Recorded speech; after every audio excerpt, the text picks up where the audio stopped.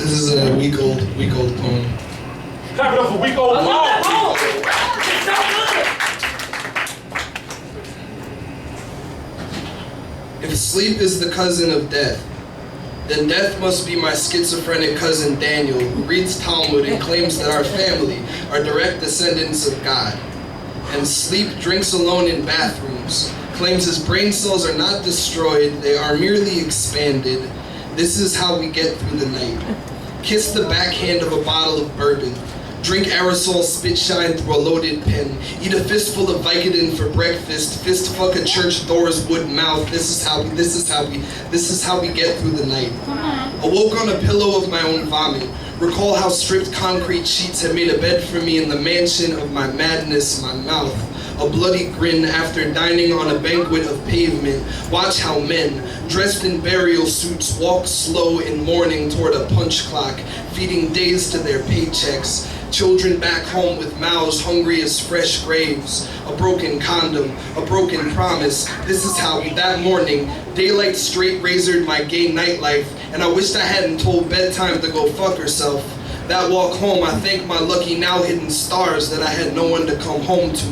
This is how we get through the night.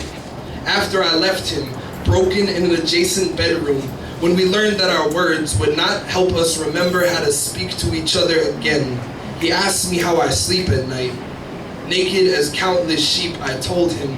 Nightly baptisms and bottles of bourbon, writing until my knuckles bleed into the table, an alarm clock, shaped like a fistful of pills, and cursing God as often as I remember he does not exist. Always fearful of waking a sleeping giant, I have learned to fall in love like I fall asleep. As fucked up as possible.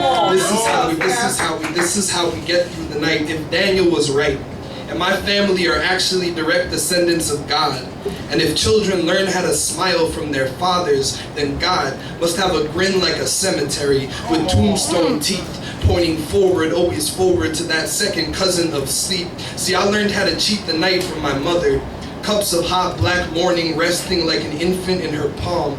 I wonder if I envied their closeness. If I learned to nurture my insomnia like a child, let it grow inside of me until I birthed nightmares onto my bed sheets. In my house, we only found rest at the end of a deaded nerve ending, after emptying these coffee can heads and letting us fill again with stripped wool and feathers when my mother found me.